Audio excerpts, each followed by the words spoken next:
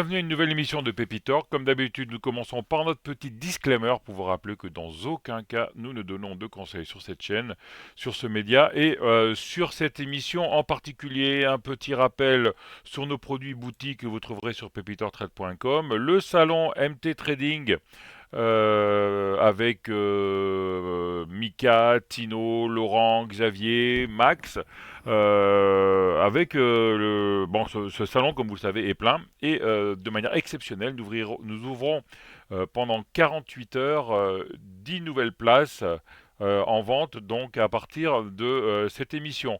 Ensuite, comme d'habitude, les classes de séminaire à revoir et à réécouter. Et enfin, tous les endroits où vous pouvez nous trouver sur les réseaux sociaux. Voilà, donc on se retrouve ce soir avec Tino de Tino Trading. Bonsoir Tino, comment vas-tu? Salut, ça va, merci. Et toi? Ah, très bien, on se revoit tous les jeudis hein, sur le space de Trade Republic. Ouais, pas que tous les jeudis. J'étais une fois tous les 2 jours, j'étais au téléphone. Ouais, je t'embête un petit peu, c'est vrai. Et ensuite, nouveau intégrant d'MT Trading qu'on avait invité ici, c'est Argo Nuit. Argo Nuit, Max, salut Max, comment vas-tu? Ça va et vous?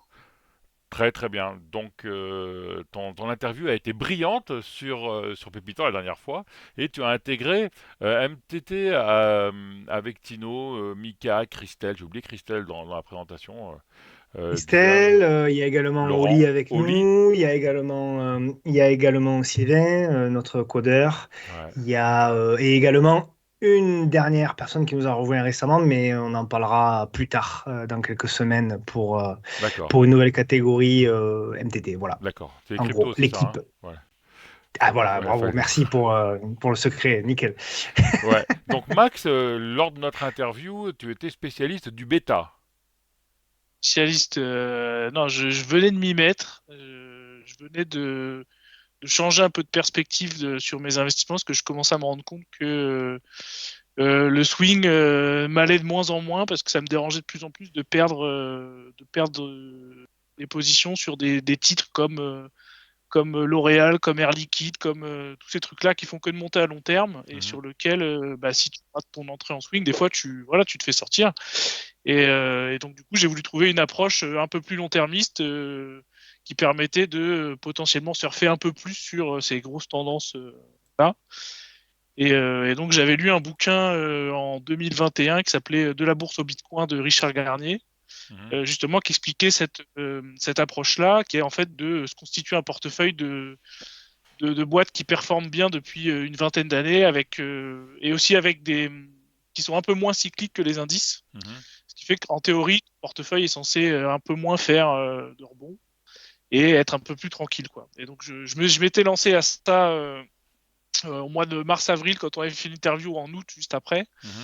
Et, euh, et ce que j'ai fait, c'est que du coup, sur l'année dernière, je me suis fait deux ETF maison sur les US. Je m'en suis fait un sur la malbouffe et les GAFAM, Mhm. qui performent super bien. Et je m'en suis fait un deuxième là l'année dernière sur la santé, la consommation de masse et les énergies, Mhm. qui commence tranquillement. Malbouffe et GAFAM, il est à plus 32% quand le SP500 est à plus 30, je crois, depuis un an et demi. Enfin, Ouais, depuis. Et, euh, et le deuxième, la conso, il est à plus 6 ou 7% là, depuis que je l'ai commencé l'été dernier. d'accord. Voilà, c'est. Et c'est un peu pour ça que tu as intégré le salon MTT, hein? Et bah, du coup, ouais, Mika et Tino, ça leur a un peu parlé cette approche-là pour avoir une autre corde à l'arc MTT. Mhm. Et donc, c'est pour ça que j'ai rejoint leur Discord en, je sais plus, octobre, je crois, Mhm. septembre-octobre, un truc comme ça. D'accord. Et dans l'idée de lancer un portefeuille d'investissement long terme sur les US qui sont pas trop encore exploités chez MTT, et voilà, pour que ça puisse permettre à des gens de se faire une petite poche long termiste. D'accord. Voilà, le but, c'est que voilà, ça travaille pour toi. tu construis ta poche et après normalement c'est censé un peu faire sa vie et voilà, tu peux faire des arbitrages 1 ou 2 fois par an, mais c'est vraiment grand max dans cette approche-là. Là, le but c'est d'y toucher le moins possible, quoi. Et avec Laurent, comment vous faites alors? Parce qu'il y avait déjà Laurent pour le portefeuille swing moyen terme, long terme, je sais pas comment l'appeler sur les US. Comment est-ce que vous avez fait les synergies entre vos différentes spécificités? Euh, Là, bah, vas-y, Max. c'est vraiment de lancer un nouveau portefeuille et dans lequel donc moi du coup je suis parti du Russell 3000. Mhm. J'ai récupéré les stats de Le Russell, 2700 c'est les boîtes, je crois, un small ou truc les comme ça. mid, hein, c'est ça, hein? Ouais, c'est ça, t'en as toute une palanquée, donc j'ai récupéré les stats de je crois 2700 boîtes à peu près. Moi j'ai écrémé sur les stats qui m'intéressent dans mon approche, donc il m'en restait plus que 160 je crois. Mhm. Et là-dessus, du coup, l'idée c'était que Laurent, lui, passe par-dessus et en vire celles qui n'ont pas les fondas qui collent. On est redescendu à peut-être 140, 150, un truc comme ça. Et après, l'idée c'était avec Tino de trouver des cibles de prix sur chacune des valeurs. Donc ça nous a pris quoi? On l'a fait en 2 fois, je crois.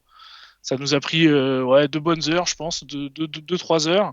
Et du coup, on a identifié des cibles de prix pour les 145 valeurs qui nous restent dans le fichier. Donc maintenant, en gros, on attend. On attend que les prix viennent taper les cibles qu'on a identifiées sur chaque cible et puis voilà, on est à l'affût. D'accord. Donc en fait, le portefeuille, vous allez le faire comme ça. Vous avez sélectionné une centaine, un peu plus d'une centaine de valeurs et vous attendez les points d'entrée. C'est ça. Après, l'idée, c'était aussi d'essayer de le diversifier le plus possible. Donc, en plus de cette diversification par le bêta, donc là, en gros, ce qu'on cherche, c'est des boîtes qui font plus de 10% par an en moyenne depuis 20 ans, qui ont une volatilité par an de maximum 30%. Par exemple, ça te vire les Tesla, et qui ont un bêta en dessous de 1. Donc, ça veut dire qui bouge un peu moins que le SP500. C'est le SP500 qui nous sert de référence. Et donc une fois qu'on a ça, après on a aussi voulu du coup répartir par secteur. J'ai fait 10 secteurs. Donc le premier c'est l'or, hein, parce qu'il faut toujours un peu d'or dans ce portefeuille-là. Et puis après, tu as les secteurs classiques, l'immobilier, la santé, la tech et compagnie. Et donc l'idée c'est vraiment en plus de le diversifier par les stades du bêta, aussi le diversifier par les secteurs. On va pas mettre 10 boîtes de tech par exemple dans le portefeuille. Et elles sont toutes pondérées. En max, Tous les secteurs sont pondérés pareil ou alors vous surpondérez certains secteurs qui sont plus porteurs? pareil, du coup, chaque secteur a le droit à 10%. Les entrées, on les fait en 2 fois sur chaque valeur. C'est-à-dire qu'une valeur, du coup, c'est 5% du portefeuille. Mhm. Et donc, comme on prend 2 fois, la première entrée, c'est 2,5% du portefeuille. Vous créez un indice en fait. Ouais, Oui. on se crée moi, j'appelle ça des ETF maison chez moi, mais Mhm. ouais, c'est un peu l'idée, quoi. Ouais, ouais. Très intéressant. Et donc, après, si on peut aussi, on essaye aussi de diversifier à l'intérieur des secteurs. Par exemple, là, je sais on a rentré 2 boîtes déjà pour les énergies. Et ben, on a rentré une boîte qui gère de l'eau et on a rentré une boîte qui gère de l'électricité. On avait une deuxième alerte sur une autre boîte qui gérait aussi de l'eau, mais du coup, je trouvais ça moins pertinent d'avoir 2 boîtes qui gèrent de l'eau plutôt que, tu vois, de diversifier comme ça. Si on a, je sais pas moi, de la santé, on va essayer d'avoir 2 secteurs qui sont pas exactement les mêmes, quoi. C'est bizarre de diversifier comme ça parce que normalement, c'est des cycles en fait, hein. À chaque fois, c'est des secteurs qui boostent les indices, hein. Une fois c'est le luxe, une fois c'est l'immobilier, une fois c'est les banques. Pourquoi avoir justement diversifié euh, tous ces Parce que secteurs? justement, si tu les as tous, ouais, tu bougeras peut-être moins vite quand un des secteurs performera beaucoup, mais du coup, comme tu as tous les autres, enfin, si tu veux, ta performance, ça va faire des amortisseurs en fait. Mhm. Tu vas avoir Après, une performance normalement, plus linéaire, hein. Tu vas avoir une performance plus linéaire, tu vas avoir moins de drawdown, hein. D'accord. Logiquement, D'accord. en faisant comme ça. il y a des secteurs qui sont pas très friands de l'approche du bêta. Par exemple, tout ce qui va être financière, tout ce qui va être immobilière. Normalement, par exemple, je sais qu'en France, j'ai du mal à en trouver. Là, aux US, il y a tellement de boîtes que tu trouves tout, quoi. Mais je sais qu'en France, c'est très dur de trouver une boîte dans l'immobilier qui a un bêta acceptable ou qui a des stats intéressante, quoi. On peut récapituler rapidement en quelques mots ce que c'est le bêta? Le bêta, en fait, c'est un espèce de coefficient entre l'action que tu regardes et son actif de référence. En fait, tu compares l'évolution des cours entre les deux. Et donc, si ton bêta, alors le bêta, il va de -2 à 2. Si ton bêta, il vaut plus que 1, ça veut dire qu'il est plus cyclique que l'indice de référence que tu regardes. Typiquement, par exemple, Apple et le SP500, c'est ça. Apple bouge plus vite que le SP500. Mhm. Apple, un bêta au-dessus de 1. Après, tout ce qui va être entre 0 et 1, ça va être plus c'est vers 0, plus la boîte elle est autonome. En France, par exemple, ça va être Air Liquide. Air Liquide, elle fait sa vie tranquille, quoi. Elle s'en fout de ce que fait le CAC. En gros, voilà, le CAC peut monter fort, elle va continuer de monter, mais moins fort. Par contre, le CAC va baisser, mais elle baissera moins fort aussi. Et après, tu as tout ce qui va être contrariant. Alors, c'est les bêtas négatifs, mais alors ça, t'en as vraiment très peu. En gros, t'en as quasiment qu'un, c'est l'or. Où là, du coup, c'est un actif contrariant. C'est-à-dire que quand les marchés montent, et bah, l'or baisse, et puis inversement. Mhm. Et le fait d'en avoir dans ton portefeuille, ça fait que le jour où bah, ouais, les marchés feront la tronche, bah, toi, ton portefeuille fera un peu moins la tronche parce que tu auras de l'or dedans, qui fait que normalement, l'or va servir de gros amortisseur. Tu te hedges en fait sur un bêta négatif, en gros. Ouais, c'est ça un petit Mhm. peu. Ouais. Et donc, dans l'idée, il faut en avoir ouais, 10%, c'est bien 10-15% d'or. Pareil, on visera 10%, mais pareil, donc on a une cible sur l'or, on attend ce prix-là et on rentrera pas. Mhm. L'idée là, c'est vraiment de faire des entrées en plus, c'est de rajouter ça, c'est de rentrer vraiment sur des zones intéressantes à long terme, quoi. C'est de pas trop se précipiter à rentrer n'importe quand. C'est vraiment en plus, si on peut gratter quelques pourcents en rentrant sur des niveaux clés, c'est encore mieux. Et là, pour les entrées, c'est Tino qui rentre en action, non? Et du coup, avec Tino, ouais, on a passé toutes les valeurs pour avoir des points d'entrée. Alors on en a un ou deux, ça dépend. Il y en a, on en a pris qu'un pour l'instant. Mais il y en a où on a deux cibles de prix, et donc voilà, après on attend que les prix reviennent dans cette zone-là. Et c'est quoi, vous rentrez sur breakout, sur retour sur support, sur résistance Ouais, souvent, en gros, on a tracé des supports obliques haussiers, on a tracé des gros supports, et voilà, on attend que ça revienne toucher cet oblique-là, quoi. D'accord. Tous les niveaux de prix, bah, parce qu'en fait, on veut que les positions soient réplicables par les abonnés. Donc, si tu veux, il faut que eux soient en capacité de répliquer ce qu'on fait. Et donc, en gros, si tu dis la zone c'est sous les 160, ben, l'abonné il va mettre un ordre d'achat à 159, quoi, tu vois.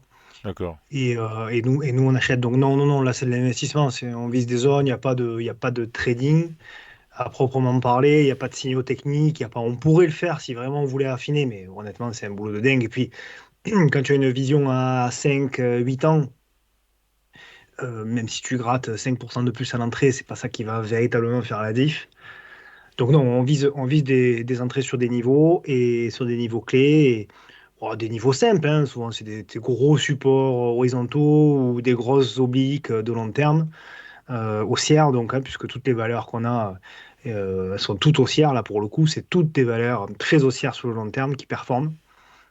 Et donc voilà, donc si tu veux, on mélange un peu les trois visions possibles d'un investisseur long terme, c'est-à-dire effectivement le fondamental que Laurent supervise. Voilà, il y a des boîtes où il nous a dit non, même si ça monte beaucoup depuis 10 ans, cette boîte-là, Mhm. voilà, il y a un truc qui va pas, ou il y a un truc que j'aime pas, etc. Donc il en a trié, mais pas tellement finalement. Donc on s'aperçoit quand même que finalement le graphique quand même rejoint le fondamental. Donc, il n'y a pas eu beaucoup de valeurs qu'il a enlevées. Et ensuite, donc, il fallait que ces valeurs-là, effectivement, dans un premier temps, soient dans les critères de max sur le lot bêta. Et une fois qu'on avait fait ces deux tris-là, eh bien, effectivement, on avait une liste. Et cette liste, on a passé action par action et on a tracé les zones de support horizontaux ou obliques. Et on a déterminé une ou deux zones de prix sur lesquelles on pouvait entrer. Et donc, ce que fait Max, en fait, c'est que lorsque les prix arrivent, c'est quoi? C'est 5% Max? Fichier Ah, avec ça, les autres. ouais. Je fais un fichier avec les zones de prix qu'on s'est dit. Et en gros, je le regarde tous les 2-3 jours. Et en gros, Voilà, quand on arrive à moins de 5% d'un prix voilà. on avait identifié Kino, je regarde si vraiment du coup c'est une zone qu'on va vouloir payer, et du coup si c'est ça, je préviens sur le Discord en disant voilà, on met une alerte ordre d'achat à voilà, $150, on achète pour 2,5% du portefeuille, soit alors nous dans notre cas on a pris un exemple, et voilà, on donne notre exemple en nombre de titres, et puis voilà, et l'idée c'est que chacun puisse le répliquer, peu importe sa poche d'investissement. Maintenant, avec des sites comme Trade Republic ou eToro, on peut acheter des fragments d'actions. En gros, même avec un petit portefeuille, on peut répliquer ce truc-là en achetant voilà, 2,5% de son portefeuille en n'importe quelle action. Normalement, c'est possible, quoi. En plus, comme c'est du moyen long terme, si on rentre pas à 150, mais on reste à 149 ou 152, c'est pareil, non, si j'ai bien compris. Et voilà, c'est ça. Nous, c'est parce qu'il faut mettre un prix, mais voilà, c'est ça. Si la personne elle voit le message que le lendemain matin, normalement, c'est pas très grave, quoi. Mhm. Non. Et voilà, on essaye de prévenir à l'avance. Là, pour l'instant, voilà, il n'y a pas eu d'ordre qui est sorti du chapeau au dernier moment. Bon, là, avec les résultats, je vois, il y en a qui sautent. Elle était à 7-8% la veille, puis le lendemain, elle se retrouve à 2% du prix. Tu vois qu'il y a les périodes de résultats en ce moment, ça saute dans tous les sens dans le tableau. Mais voilà, après, voilà, il y en a où elles arrivent dans les zones de prix, mais on va pas y aller parce que soit on en a déjà une qui ressemble à ça, soit on se dit qu'il y a peut-être moyen de choper des meilleures stats sur une autre valeur de ce secteur-là. Donc voilà, après, j'ai fait une colonne où j'essaye de noter des remarques sur pourquoi on l'écarte, pourquoi on la met de côté. Des fois, bon, finalement, le graphe est pas si fou que ça. Et voilà, des fois, en repassant 2-3 fois dessus, tu dis, toi, c'est quand même pas le meilleur graphe qu'on puisse avoir, on pourrait peut-être en avoir un mieux. Donc voilà, après, c'est un peu des ressentis, quoi. Et quand on a des ressentis à 2 ou 3, du coup, bon, c'est un peu plus sécurisant, quoi. Et les facteurs exogènes, vous y faites attention, c'est-à-dire que par exemple, comme tu disais, les périodes de publication, une tendance baissière sur un marché, bon c'est pas le cas, hein, mais en supposant que par D'accord. exemple on soit sur un bear market, vous continueriez quand même à faire les entrées sur vos targets ou pas? Pour moi, oui. Là, c'est vraiment, c'est la vision investisseur, donc normalement, tu peux pas te préoccuper des Des marchés, indices? quoi. Justement, à la limite, c'est une opportunité. Si vraiment on passe en bear market là demain et que on avait un décrochage, ça nous ferait des points d'entrée encore plus bas, donc ce serait encore mieux, quoi. Mais non, non, là, le but, c'est vraiment de dire, voilà, je rentre, et c'est vraiment, ouais, c'est du long terme, quoi. Moi, les portefeuilles que j'ai fait chez moi, c'est vraiment pour plusieurs années, et je compte pas y toucher, quoi. Et les entrées, sorties, entrées, bon on va commencer par les entrées, entrées en une fois, entrées en plusieurs fois, vous pyramidez, comment vous... En 2 fois, là, on a découpé des entrées en 2 fois. Hein? Voilà, après, on verra s'il y a peut-être des actions, on verra jamais le deuxième point d'entrée. Mhm. On verra ce qu'on fera. Soit du coup, ça laissera de la place pour une autre valeur du même secteur, peut-être. Soit, tant pis, peut-être on pourra peut-être prendre un point plus haut sur une cassure d'oblique, de résistance oblique, ou d'un niveau de résistance aussi. Enfin, D'accord. mais voilà, l'idée c'est de rentrer 2 fois sur chaque valeur pour se donner un peu de marge. Si jamais vraiment ça redécroche plus bas, tant mieux, ça nous fera un PE plus bas, quoi. Mais après, ouais, c'est vraiment, on a vraiment gardé que des valeurs Mhm. où c'est que des graphes haussiers, quoi. Normalement, c'est des graphes où c'est limpide, quoi. Et pour les sorties, comment vous faites? Vous regardez les retournements des graphes ou alors vous rentrez, vous faites du trend following et vous attendez la M10 qu'aime bien Tino pour sortir, ou alors on rentre et puis c'est-à-dire vous rentrez en swing en ayant déjà un point de sortie, ou vous rentrez en trend following en disant on verra quand l'action va se retourner. Voilà, on rentre en investisseur, donc on n'a même pas normalement de conditions de sortie. Après, la condition qui pourrait être, c'est une dégradation des fondas. Si jamais les fondamentaux, il y a des trucs qui vont plus du tout, ça pourrait être un motif de sortie. Ou alors si vraiment, ouais, le titre sous-performe pendant un moment et que du coup ses stats, parce que du coup les stats, tu peux les remettre à jour régulièrement. Moi, je les mets à jour à peu près tous les 6 mois ou tous les ans. Et donc, si en mettant à jour tes stats, tu vois qu'au bout d'un moment ça se dégrade, tu pourras dire bon cette valeur-là, je vais la sortir parce que je vais aller en chercher une autre qui a des meilleures stats, Mhm. quoi. Et toujours dans le même secteur d'activité, ou alors vous ouvrez l'esprit en disant bon la secteur, je sais pas, par exemple, je vais dire une bêtise, le secteur automobile c'est mort, donc on veut plus de rien dans le secteur automobile, on met ça de côté, ou alors vous rentrerez encore les meilleures boîtes du secteur automobile. C'est un peu de la L'idée, c'est d'avoir futurologie un là, peu excusez-moi, hein, je suis curieux donc ouais. Non, mais c'est des bonnes Ouais. questions, c'est des bonnes questions, c'est des bonnes questions. l'idée. Là, l'idée, c'est de se dire, on a trouvé des boîtes dans tous les secteurs qui matchent avec les critères qu'on a, donc autant en profiter et d'essayer d'en mettre. Après, à nous d'être plus sélectifs sur les boîtes qu'on prend et qu'on met dedans, quoi. Mais tu vois, par exemple, ouais, une Tesla, elle a beau avoir des super stats de renta, elle est aussi tellement volatile que, tu vois, on n'y touchera pas. Apple, elle est trop cyclique aussi pour nous, Ouais. quoi. C'est dommage, mais c'est une valeur, mais elle est trop cyclique pour un portefeuille comme ça.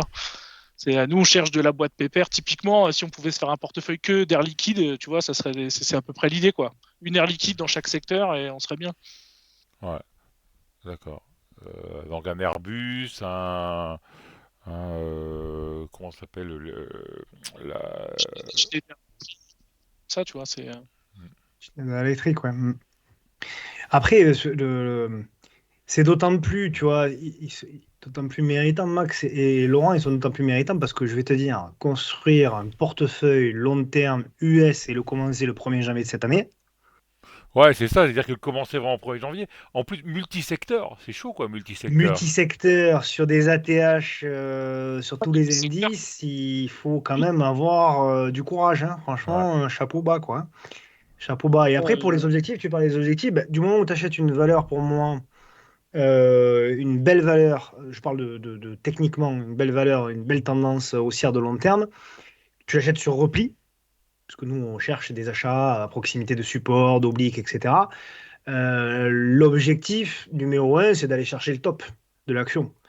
Donc à chaque fois, en fait, on va viser top. Après, on en a pas réellement parlé avec Maxime. Peut-être on se posera la question quand ça arrivera, je l'espère.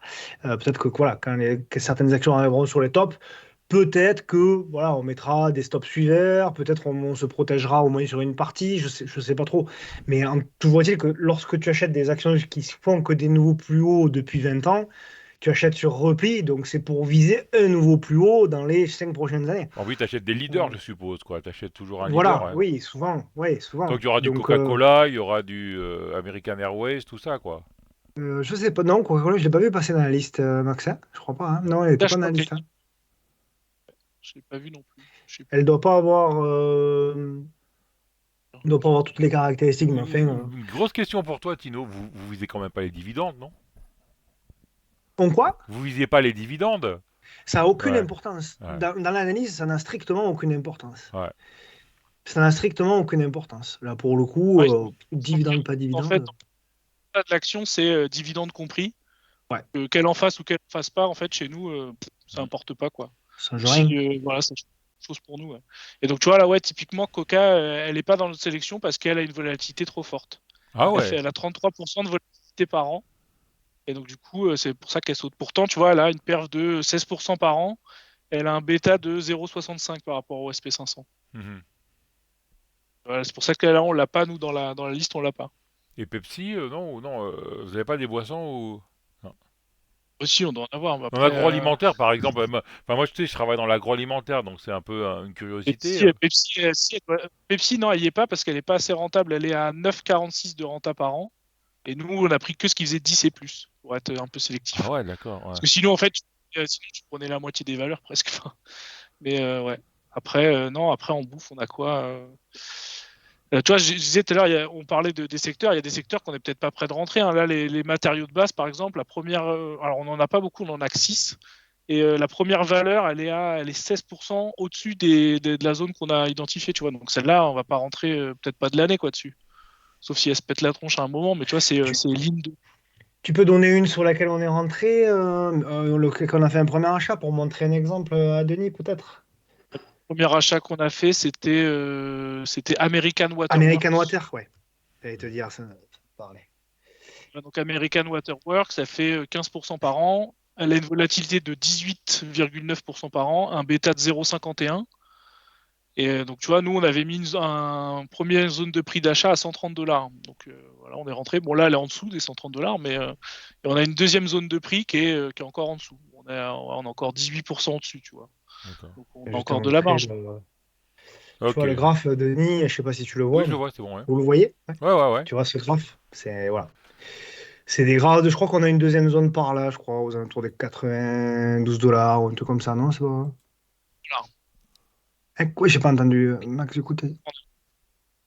Ah, ça capte. Donc, ouais, En fait, quand tu parles, il faut vraiment qu'on ait arrêté de parler. J'ai l'impression que, Max, tu peux répéter ce que tu as dit, on t'a pas entendu. Ouais, je dis la deuxième zone, on l'avait mis à 100 $. 100 $. Ouais, ouais par là, ouais, c'est ça. D'accord. Donc, voilà, en gros. Mais bon, voilà, c'est des valeurs qui finiront a priori.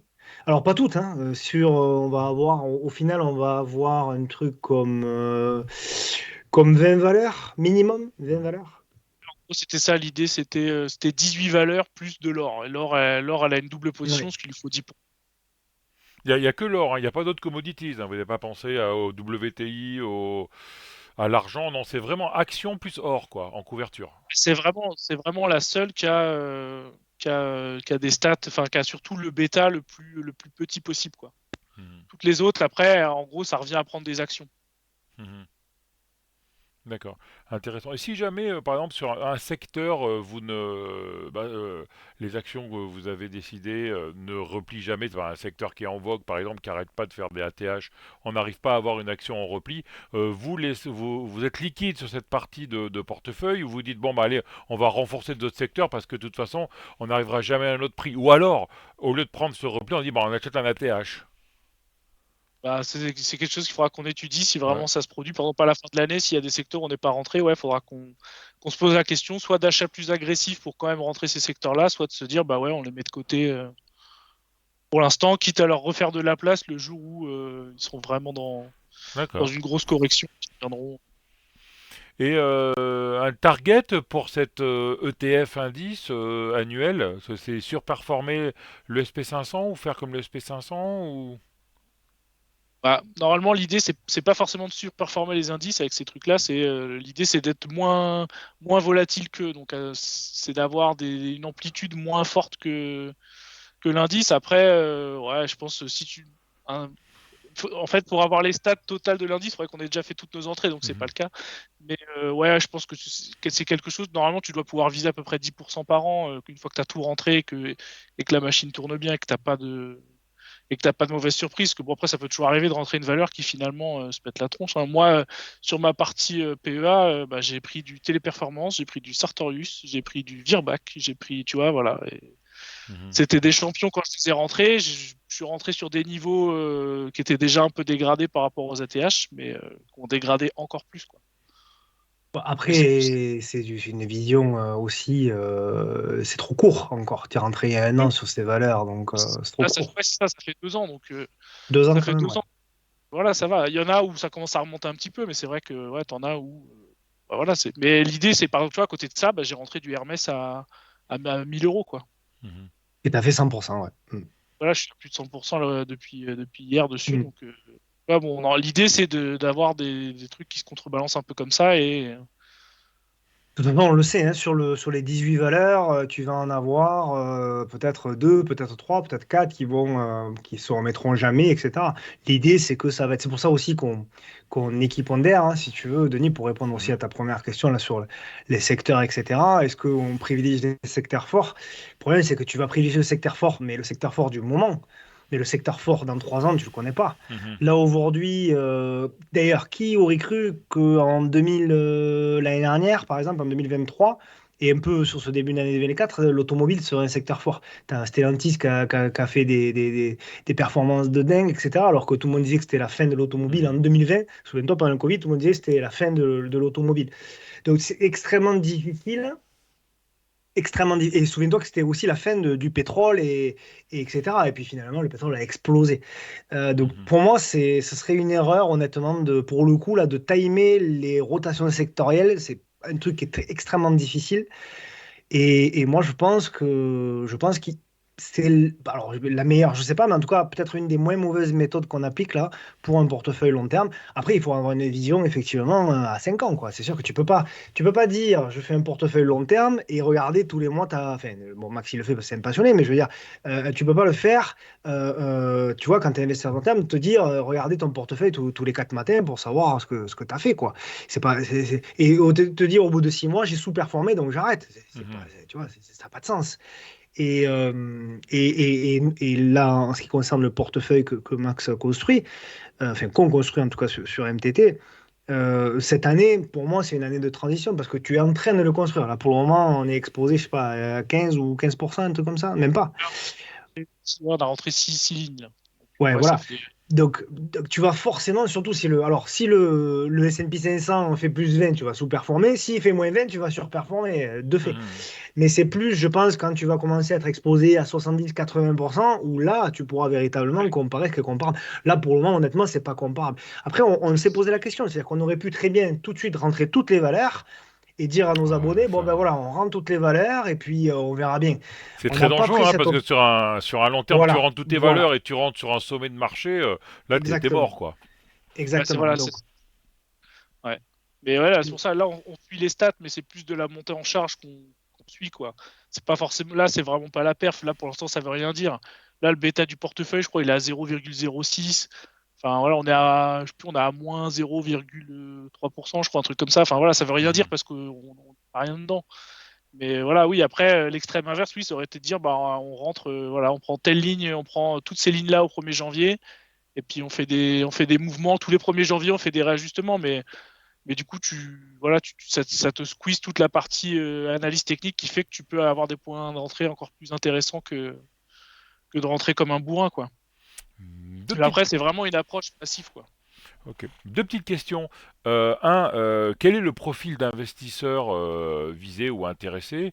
Et deux, ce portefeuille long terme US devrait correspondre à quel pourcentage du portefeuille complet d'un investisseur ou d'un trader normal? C'est-à-dire que, comme tu disais cette semaine, Tino, normalement tu as 5% où tu prends des gros risques avec des cryptos, et cette poche de portefeuille long terme, c'est plutôt 30% ou c'est plutôt 10% aussi ou... pour moi, alors, tout dépend de ton âge, tout dépend de ton profil, tout dépend de la taille de ton portefeuille. Quelqu'un qui va avoir un portefeuille de 3 millions d'euros, typiquement, sa poche long terme, pour moi, elle va représenter peut-être 80 ou Ouais. 90% de, tu vois. Quelqu'un qui a un portefeuille de 10 000 euros, ben, lui, peut-être qu'il va avoir un profil un peu plus swing, au moins sur 50%. Ouais, même plus, quand Euh, t'as 10 000 euros, t'es obligé de prendre des risques pour monter en puissance, parce que sinon, c'est tu ça. finiras jamais, quoi. Ouais. Si, tu peux, mais enfin, c'est très compliqué. Et puis bon, voilà. Donc, c'est pour ça que j'ai pas de réponse ferme à t'apporter là-dessus. Bon, moi, je pense que quand même, de toute façon, les performances, enfin, moi, je parle pour moi en tout cas. Moi, mes performances principales auraient quand même été faites sur des portefeuilles long terme. Faut être honnête. Le trading, ça a apporté un plus, mais globalement, les principales lignes se font sur, et c'est un moins fatigant quand même, le trading actif et d'autant plus, alors swing encore, ça va. On arrive avec des screeners, etc. En passant une demi-heure tous les soirs, on arrive à s'en sortir. Mais tu fais de l'intraday, tu fais comme Mika, c'est 10 heures par jour. Donc là, c'est pas tout le monde qui est capable de le faire déjà et d'avoir le temps de le faire. Mais là, clairement, avec l'approche que Max et Laurent ont sur le salon, ça prend très peu de temps. Et en plus, là, pour les gens qui sont abonnés, alors là, ça va prendre 30 secondes, quoi. Tu regardes, Mhm. il t'envoie même l'alerte, Max. Donc, Mhm. pour le coup, En plus, en c'est une termes de temps, alerte, comme c'est un niveau d'entrée, c'est pas un point d'entrée, c'est une alerte qu'on peut prendre une sur deux alerte, trois jours, ouais. quoi. Ouais, c'est ça. Oui, bah oui, oui, oui. C'est vrai, Ouais. c'est pas une alerte à la seconde, quoi. Donc c'est pas tant le point, c'est la zone qui compte, c'est pas le point précis. Donc oui, du coup, tu peux te dire, Ouais, même si ouais. tu l'as vu après, c'est pas très grave, quoi. Tu peux rentrer 3 jours après et avoir un moins bon point comme tu peux avoir un meilleur point. Ça, Ouais, c'est c'est ça. c'est du détail, hein. Donc, de toute façon, hein, donc, et après, voilà. Après, moi, je pense quand même que même pour un petit portefeuille, surtout un petit portefeuille de quelqu'un qui débute, il vaut mieux quand même que ton portefeuille long terme ait une part plus importante Mhm. que ton portefeuille court terme. Parce que portefeuille court terme, tu as quand même un degré de risque supplémentaire, tu es soumis à ta psychologie et tout. Là, l'avantage, c'est que avec Max, là, t'es pas soumis à la psychologie. Nous, les zones, on les a tracées un dimanche ensemble avec Max, je crois, ou un samedi, je sais plus. On Donc, a ou deux pas samedis. ouais, de toute Donc, façon. la psychologie, elle n'intervient pas, hein. En plus, l'avantage, c'est que c'est moi qui lui ai donné les zones. Donc, du coup, lui, il les a mis dans son truc et j'ai pas droit de regard. Une fois que ça sonne, il envoie et puis c'est trop tard, quoi. Tu vois, tu peux pas dire, attends, finalement, je reviens en arrière. Non, non, c'est dit, tu vois. Mhm. Donc, il y a zéro psychologie qui rentre en jeu. Et tout le monde le sait, souvent, c'est la psychologie qui fait défaut pour un investisseur, court-termiste comme long-termiste d'ailleurs. Et moi, je trouve que c'est vachement bien et je trouve que encore une fois, je trouve que c'est très courageux de le faire parce que voilà, c'est toujours la même chose, il faut comparer ce qui est comparable. Là, on est sur des niveaux quand même extrêmement élevés, voire même on commence à être sur des excès haussiers sur beaucoup de valeurs, notamment tech. Donc c'est voilà, c'est couillu, comme on dit chez nous, c'est couillu de monter un portefeuille comme ça, mais c'est super intéressant. Et je trouve que moi j'aime bien quand les choses ont du sens. Tu vois, et là, enfin, toi, tu savais pas, Denis, hein, on ne s'est pas concerté Non, avant pour non, te c'est pour dire ça ce on a qu'on avait voulu fait. que vraiment ce soit une Voilà, interview où on découvre le produit pour poser les questions justement exact. naturelles. Ouais. Mais ce qui est intéressant, mais peut-être tu vas me dire non, voilà, mais il me semble que ce qui est fait a du sens. Hmm. Tu vois, c'est logique, ça marchera ou ça ne marchera pas. Ou moins bien ou mieux que le S&P, j'en sais rien. Mais en tout cas, ça a du sens. Tu vois, Mhm. la logique, elle a du sens. Et c'est ça qui me plaît, c'est le raisonnement. Au-delà de la perf, la performance, on se verra dans un an, dans 2 ans, dans 3 ans, et on la diffusera, hein. De toute façon, on a toujours été transparent sur nos Mhm. perfs. On a X portefeuille, on a toujours été transparent. Et c'est pas du tout les soucis. Mais ce qui m'intéresse, moi, c'est comment tu es arrivé à ce résultat. C'est pas le résultat, c'est comment tu es arrivé à ce résultat. Et une fois que tu as déterminé et que tu sais comment tu es arrivé à ce résultat, comment tu vas ajuster ton process pour faire mieux, éventuellement, ou te dire, bah, finalement, le process, il est bon, on le garde et on va le répliquer. Et c'est ce qu'il a fait Max en faisant d'ailleurs différents ETF sur différents secteurs. Il a vu que sur le secteur de la malbouffe l'année dernière, ça avait plutôt bien marché, il essaie de le répliquer, etc. Donc, voilà. Après, c'est vrai que ce qu'il a dit, ça a de l'importance, en ce sens que sur les US, avec toutes les valeurs des US, finalement, on en a ressorti que entre guillemets, 130. C'est pas Ouais, si énorme que ça, tu vois, quand tu Mhm. fais. Imagine Euronext, on en aurait sorti, je sais pas, tu l'as déjà fait d'ailleurs, pour voir si. ouais, je peux le faire rapidement là, ça va être. J'avais si- extrait, j'avais chopé quoi, 210 valeurs en prenant le CAC plus Next 20 plus le mid plus les 80 small les mieux notés. Donc Ouais, ça te fait une base de 210 200. valeurs, je crois. Et donc si je fais les mêmes règles, donc on a dit une renta de plus de Supérieur à 10% 10%. supérieure à 10%. On met pas de critères de liquidité parce que sinon, sur Euronext, on va avoir 3 valeurs qui vont sortir. Tu vois, là déjà, j'en ai déjà plus que 51 sur 203. Si maintenant je réduis sur le critère de volatilité, je ne veux que des valeurs qui sont moins volatiles que 30% par an, j'en ai déjà Ouais, plus que 29. voilà. Et si je mets un bêta inférieur à 1, il m'en reste, il m'en reste 23. D'accord. Et Il m'en sur reste les 23, 23. si tu appliques un critère de liquidité, c'est-à-dire je veux des valeurs qui ont des échanges journaliers supérieurs en moyenne à 500 000 euros, on va dire, qui est déjà pas beaucoup, Ah, ça, à après, mon je l'ai pas dans avis. le système. Tu vois, déjà en small, j'en ai que deux des small. J'ai S2I et j'ai Altarea. C'est les deux small que j'ai. Sinon, c'est que du CAC 40 ou du mid. Vous avez répondu à ma question. Donc je vais vous poser la question pourquoi les US et pourquoi pas l'Europe. Donc bon, la question est répondue. Ouais, cette fois, là, tout de suite, les Europes, ce serait beaucoup plus compliqué ou alors il faudra avoir des critères moins précis, quoi. Il Mhm. faudra accepter plus de volatilité, moins de perf. Tu vois, par exemple, là, la meilleure que j'ai là dans cette renta-là, c'est ID Logistique qui fait. Alors, elle a que 11 ans de cotation, du coup, mais elle fait 26% par an. Elle a une volatilité de 29% et elle a un bêta de 0,57. Mhm. Après, tu as Hermès, Euronext, Argan. GTT, Bolloré, Biomérieux, S2I, Dassault, Essilor, Téléperformance. Voilà, bon, ça c'est les 10 premières, quoi. D'accord. La question du million, quel est l'intérêt de faire un portefeuille US par rapport à un ETF indice SP500? Bah, essayer d'avoir Euh, moins de volatilité, moins de ouais, drawdown, hein, c'est tu ça. me coupes. Ça, c'est- Mais c'est ça, hein, Max, hein, moins de volatilité, moins de drawdown, et essayer dans la mesure du possible de faire mieux. Bah ouais, du coup, faire mieux si on peut, mais ouais, surtout, ouais, c'est réduire les cycles haussiers et baissiers. Ouais, c'est essayer d'amortir la performance sur le temps, quoi. C'est-à-dire qu'en Et fait, après, bon, le drawdown, c'est-à-dire qu'on peut sortir de l'argent quand on veut, si on a besoin en urgence, et ne pas être dans un drawdown et d'être obligé de dire, ouais, mais j'attends 6 mois, un an que ça remonte, quoi. non, Non? mais c'est surtout dans le sens où te dire, je sais pas, demain le SP500 fait -20, bah toi, si ton portefeuille fait que -15, tu vois, bon, déjà tout de suite, tu te sentiras un peu moins mal que Hmm. si tu étais en ETF SP500 et que tu prenais les -20 dans la tronche, quoi. Mhm. Là, l'idée, c'est vraiment d'avoir un portefeuille qui t'enlève aussi la psycho de te stresser à chaque fois que tu le regardes, parce que normalement, il est censé avoir une perf un peu plus pépère que. Voilà, pourquoi on dit qu'Harley Quinn c'est une action de bon père de famille, c'est parce que justement, elle fait pas des sauts de -20, +25 tous les 4 matins, quoi. D'accord. C'est que voilà, c'est quand tu ouvres ton portefeuille de temps en temps, bon, bah, elle est toujours à peu près là où tu l'attends et elle a pas perdu 20% parce qu'il y a une news qui est tombée ou un truc comme ça. Ok. Là, l'idée, c'est d'avoir un portefeuille complet qui fait un peu ce cycle de vie-là, quoi. Et comme disait Tino tout à l'heure, ouais, c'est pareil. Moi, la psychologie, Hmm. c'est pas mon atout principal, la psychologie du trading. Et du coup, là, cette approche-là fait qu'en fait, tu automatises tout. En fait, là, les valeurs, ben, c'est pas moi qui les choisis, c'est mes critères qui font que voilà, j'en arrive à ces valeurs-là. Et après, voilà, soit tu peux te faire un portefeuille, soit après tu peux dire, bah, je m'autorise à faire des swings que sur sur ces valeurs-là parce que elles sont de meilleure qualité que si je prenais du cybergun et tu vois, et d'autres Hmm. trucs, quoi. Du Ouais. vidéomède. Ouais, voilà, par exemple. Mais tu vois, ça peut aussi servir de garde-fou, quoi. Moi, en fait, je m'en sers aussi de base de données de ce truc-là et je l'ai partagé sur MTT. Et tu vois, l'idée, ça peut être aussi de t'en servir de garde-fou en disant, bah voilà, ces boîtes-là, j'y vais parce qu'elles ont des bonnes stats et ces boîtes-là, j'y vais pas parce qu'elles ont des stats pourries, quoi. Ouais. C'est un screener, hein, en fait. Hein. C'est un screener de long terme, en fait, hein, ni plus ni Mhm. moins. Hein.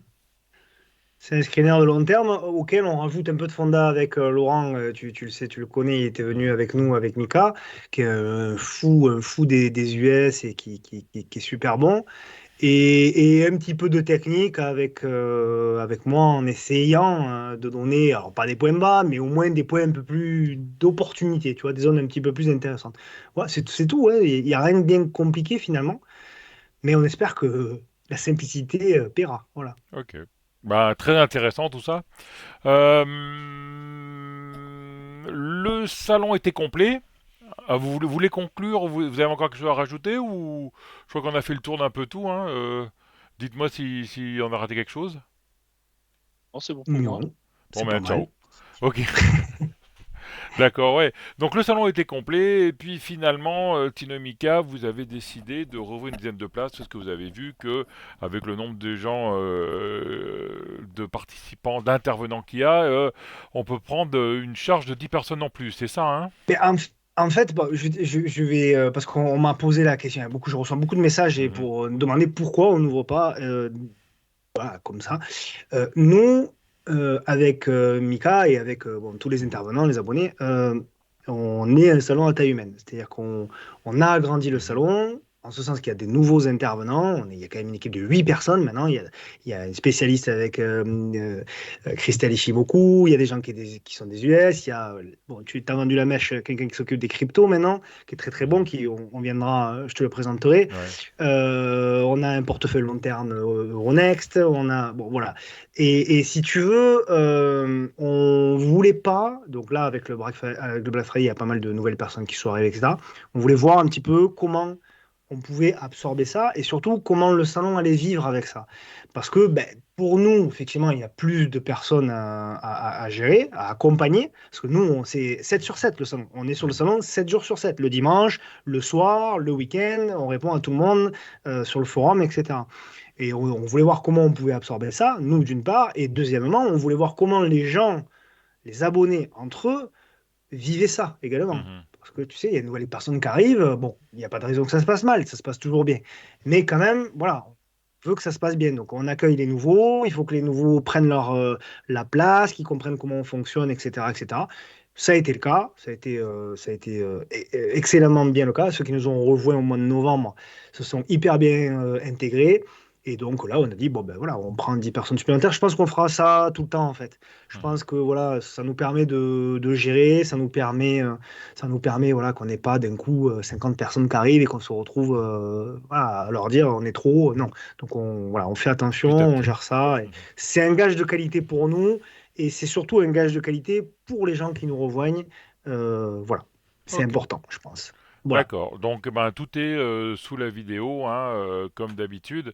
Je mettrai le lien pour aller sur le salon, sur la boutique de Pépitor, pour vous abonner au salon. Ben, merci Tino. Ben, ça fait longtemps que tu viens déjà, donc merci pour toujours répondre présent aux invitations de Pépitor. Merci Tino. Plaisir. Et merci Max, après ta brillante première interview, maintenant ta brillante entrée à MTT, mais où va-t-il s'arrêter? Repéré, repéré par les recruteurs à MTT. Voilà, Bon, Max, super. je le connaissais parce que on se connaissait déjà depuis un petit moment, hein. C'est-à-dire qu'il est pas, je suis pas allé le Ouais. voir en disant, tiens, est-ce que tu nous revois? On se connaissait déjà un petit moment. Ça faisait un moment qu'on discutait sur des messages, sur un groupe d'amis, etc. Donc, comme Laurent, hein. Alors Laurent, c'est encore plus vieux. Laurent, ça fait 5 ans qu'on se connaît. Mais voilà, parce que effectivement, au-delà bon, des compétences qu'ils ont, tous ces intervenants qui arrivent, moi, il y a un critère, tu le sais, hein, Mhm. qui est prioritaire, C'est c'est la l'humain. valeur humaine. Ok. Voilà. Et donc, bon, voilà, il n'y a pas besoin d'aller plus loin, hein. Tout le monde a vu l'humilité et la gentillesse de Max. Donc, voilà. Et Laurent, n'en parlons pas, c'est la même chose. Donc, voilà. Et ça fait plaisir parce que voilà, il y a la bourse, si tu veux, c'est notre passion. Et notre passion, c'est aussi d'échanger avec les autres. Il faut qu'il y ait un intérêt social aussi, hein. Si on est tous ensemble, si on échange toute la journée, c'est pas qu'une histoire. Enfin, je veux Mhm. et j'espère que c'est pas qu'une histoire de bourse. Je pense qu'il y a aussi des histoires d'amitié, de relations humaines, etc. Et donc, je suis très content que Max nous ait rejoint et je le remercie évidemment et Laurent aussi que j'embrasse par la même occasion qui regardera, j'imagine, cette émission. Ok. Voilà. Ben, belle phrase de conclusion. Merci Dino, merci Max. On se revoit rapidement, comme d'habitude. Et comme d'habitude, n'oubliez pas de vous abonner à la chaîne, laissez des commentaires et mettez un pouce bleu. Merci, ciao à tous. Au revoir Tino, au revoir Salut, Max. Ciao. ciao ciao.